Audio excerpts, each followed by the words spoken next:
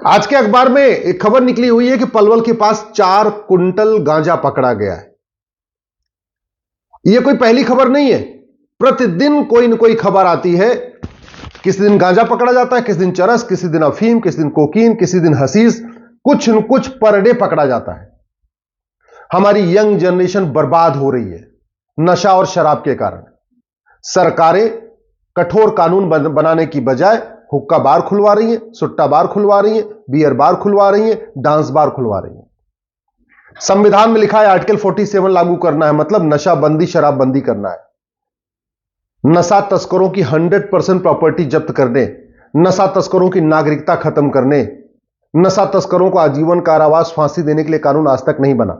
और दुर्भाग्य देखिए, हमारे धर्मगुरु जो राम कथा करते हैं, कृष्ण कथा करते हैं, भागवत कथा करते हैं, ये समझाते तो हैं कि नशा छोड़ो, व्यसन मुक्त जिंदगी जियो, लेकिन कभी ये सरकारों से मांग नहीं करते कि नशा तस्करी के खिलाफ कठोर कानून की बात करो, कभी कठोर कानून बनाओ। नहीं, कभी नहीं मांग करते। एक बात याद रखिएगा, तू मैं करने से, आरोप प्रत्यारोप करने से, नूरा कुश्ती करने से, बतौलेबाजी करने से, टीवी में डिबेट करने से, लच्छेदार भाषण देने से, बढ़िया इंटरव्यू देने से नशा तस्करी नहीं रुकेगी। नशा तस्करी रोकने के लिए कठोर कानून, 1 साल के अंदर आजीवन कारावास, फांसी हो, 100% प्रॉपर्टी जब्त हो, नागरिकता खत्म हो, यही तरीका है, दूसरा कोई तरीका नहीं। दूसरी खबर आई है, साइबर फ्रॉड करने वालों ने 1 माह से 4 लाख रुपए उसके ले लिए। एक दिन इसके पहले खबर आई थी, एक पिता से साइबर फ्रॉड करने वालों ने 10 लाख रुपए लिए थे। ये रोज की घटना हो गई है, पर दिन प्रतिदिन कहीं ना कहीं साइबर फ्रॉड हो रहा है। ये गांधीवाद की बात करने से, लोहियावाद की बात करने से, नेहरूवाद की बात करने से, राष्ट्रवाद की बात करने से, जय श्री राम बोलने से, या वंदे मातरम बोलने से, या भारत माता की जय बोलने से साइबर फ्रॉड नहीं रुकेगा। साइबर फ्रॉड तब रुकेगा जब साइबर फ्रॉड करने वालों की 100% प्रॉपर्टी जब्त करने, उनकी नागरिकता खत्म करने और साल भर के अंदर उनको आजीवन कारावास, फांसी देने के लिए कानून बनेगा। ऐसे ही हमारा कोई भी थाना भ्रष्टाचार से मुक्त नहीं है। थाने दलाली के अड्डे बन चुके हैं, तहसीलें हमारी कमीशनखोरी का अड्डा बन चुका है। न हवलदार ईमानदारी से काम करता है, न थानेदार ईमानदारी से काम करता है, न लेखपाल ईमानदारी से काम करता है, न कानूनगो ईमानदारी से काम करता है, न पटवारी ईमानदारी से काम करता है, न पेशकार ईमानदारी से काम करता है, न तहसीलदार ईमानदारी से काम करता है। इतने बड़े भारत में एक भी जिला भ्रष्टाचार मुक्त नहीं है, एक भी थाना भ्रष्टाचार मुक्त नहीं, एक भी तहसील भ्रष्टाचार मुक्त नहीं।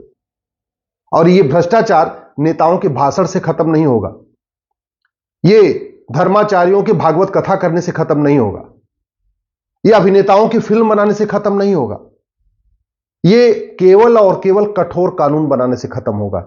जिस दिन हमने प्रॉपर्टी को आधार से लिंक करने के लिए कानून बना दिया, भ्रष्टाचारियों की 100% प्रॉपर्टी जब्त करने, नागरिकता खत्म करने, आजीवन कारावास, फांसी देने के लिए कानून बना दिया, मैं गारंटी के साथ कहता हूं साल भर के अंदर भ्रष्टाचार खत्म हो जाएगा।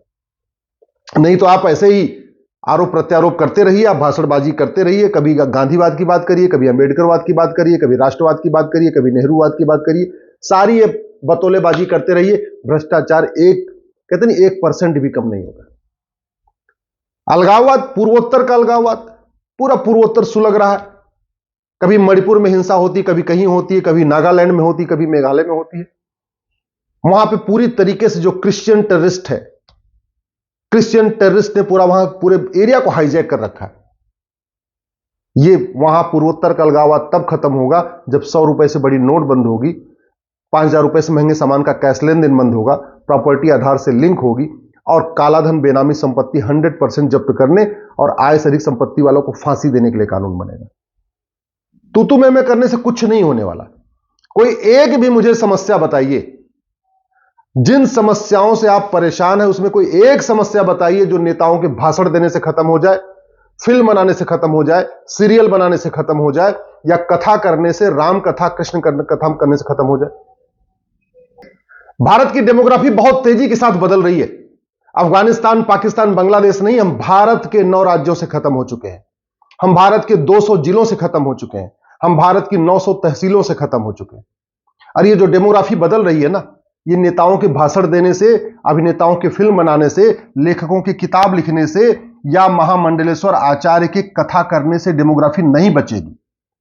भारत की अगर डेमोग्राफी को हमें रोकना है तो हमें कठोर कानून बनाना पड़ेगा। और डेमोग्राफी बदल रही है कि नहीं बदल रही है, इसका सबसे बढ़िया तरीका मैं आपको बताता हूं। अपने लोकसभा क्षेत्र की 1999 की वोटर लिस्ट चेक कर लीजिए, 2024 की वोटर लिस्ट चेक कर लीजिए, दोनों की तुलना कर लीजिए। अपने विधानसभा की 25 साल पुरानी वोटर लिस्ट और आज की वोटर लिस्ट को लेके एक बार दोनों की तुलना कर लीजिए। आपको पता चल जाएगा कि आपके विधानसभा की डेमोग्राफी कितना तेजी से बदली है, आपकी लोकसभा की डेमोग्राफी कितनी तेजी से बदली है। अदरवाइज कभी डीएम से, कलेक्टर से मिलके 25 साल पुरानी वोटर लिस्ट देख लीजिए, आपको पता चल जाएगा आपके जिले की डेमोग्राफी कितनी तेज बदली है। तो डेमोग्राफी अगर रोकना है जो बदल रही है, इसके लिए घुसपैठ नियंत्रण कानून बनाना पड़ेगा, धर्मांतरण नियंत्रण कानून बनाना पड़ेगा, जनसंख्या नियंत्रण कानून बनाना पड़ेगा, समान नागरिक संहिता लागू करना पड़ेगा। ये तू मैं करने से, आरोप प्रत्यारोप करने से, बतौलेबाजी करने से नहीं रुकेगी डेमोग्राफी, बदलती रहेगी। इलाज क्या है? कठोर कानून। भारत में हम जिन समस्याओं से परेशान हैं, चाहे घूसखोरी हो, चाहे कमीशनखोरी हो, चाहे वो दलाली हो, चाहे वो मिलावटखोरी है, चाहे मुनाफाखोरी है, चाहे वो कालाबाजारी है, चाहे जमाखोरी है, चाहे नशा तस्करी है, या मानव तस्करी है, या सोना तस्करी है, या आतंकवाद है, या अलगाववाद है, या कट्टरवाद है, या जिहाद है, या मजहबी उन्माद है, या पत्थरबाजी है, जितनी भी समस्याएं हैं, इसमें से कोई भी समस्या नेताओं के भाषण से खत्म नहीं होगी। हमारी कोई भी समस्या फिल्म बनाने से, सीरियल बनाने से खत्म नहीं होगी। हमारी कोई भी समस्या लेख लिखने से खत्म नहीं होगी, किताब लिखने से खत्म नहीं होगी। हमारी कोई भी समस्या धर्म गुरुओं के भागवत कथा करने से, राम कथा करने से ठीक नहीं होगी। प्रत्येक समस्या के लिए हमें कठोर कानून बनाना पड़ेगा। दुर्भाग्य है, न तो इस पे नेता बोल रहे हैं, न अभिनेता बोल रहे हैं, न लेखक बोल रहे हैं, न बुद्धिजीवी बोल रहे हैं, न पत्रकार बोल रहे हैं, न कलमकार बोल रहे हैं। सबका अपना अपना एजेंडा है। पत्रकारों को केवल अपनी अपनी टीआरपी बढ़ानी है, या अपने यूट्यूब के उनके सब्सक्राइबर बढ़ाने, या उनको ट्विटर के उनके अपने फॉलोअर बढ़ाने। नेताओं को केवल चुनाव जीतना है, ले दे के कैसे करके वो चुनाव जीत जाए, वो पार्षद बन जाए, प्रधान बन जाए, विधायक बन जाए, सांसद बन जाए। उनका एजेंडा केवल इतना है। लेखकों को केवल उनकी किताब बढ़िया उनकी छप जाए, किताब खूब बिक जाए, उनको अच्छी रॉयल्टी मिल जाए, उनका केवल इतना एजेंडा है। अभिनेताओं का है कि उनकी फिल्म बढ़िया चल जाए। आप ये बताओ, पूरे देश में वक्फ बोर्ड ने 12 लाख एकड़ जमीन कब्जा कर लिया है। अब ये फिल्म बनाने से वक्फ बोर्ड की जमीन वापस आएगी या कानून खत्म करने से आएगी? माइनॉरिटी मेजॉरिटी के आधार पर पूरा भारत बंट चुका है। अब ये कोई फिल्म बनाने से ठीक होगा या माइनॉरिटी मेजॉरिटी का कॉन्सेप्ट खत्म करना पड़ेगा? ये जो काशी की लड़ाई है, या मथुरा की लड़ाई है, भद्रकाली की लड़ाई है, भोजशाला की लड़ाई है, ये कोर्ट के जरिए कितने साल तक लड़ते रहेंगे? बहुत आसान है, एक कानून बना दिया, जैसे प्लेस ऑफ वर्शिप एक्ट बना था, इसको place of restoration of act बना दिया जाए। एक कानून बना दिया जाए, एक साथ ही सबको रिस्टोर कर लिया जाए। ऐसी कोई समस्या नहीं है। ये जो धर्मांतरण हो रहा है, धर्मांतरण पूरे देश की समस्या है। फिर हमने राज्यों पे क्यों छोड़ा हुआ कि एक राज्य कानून बनाए? राष्ट्रीय स्तर पर कानून क्यों नहीं बनना चाहिए? ये हमारे धर्मगुरु जो सुबह से लेकर शाम तक इस बात को चिंतित हैं कि नहीं धर्मांतरण हो रहा है, और धर्मांतरण पूरे देश में हो रहा है। ऐसा कोई जिला नहीं है जहां धर्मांतरण नहीं हो रहा है। साइलेंटली हो रहा है। हॉस्पिटल में इलाज करा के हो रहा है, पैसा दे के हो रहा है, स्कूल में एडमिशन करा के हो रहा है। क्यों नहीं हम धर्मांतरण कराने वालों की 100% प्रॉपर्टी जब्त करने, उनकी नागरिकता खत्म करने, उनको आजीवन कारावास फांसी के लिए कानून बना रहे? क्यों नहीं हम घुसपैठियों की 100% प्रॉपर्टी जब्त करने, उनकी नागरिकता खत्म करने, आजीवन कारावास फांसी के लिए कानून बना रहे?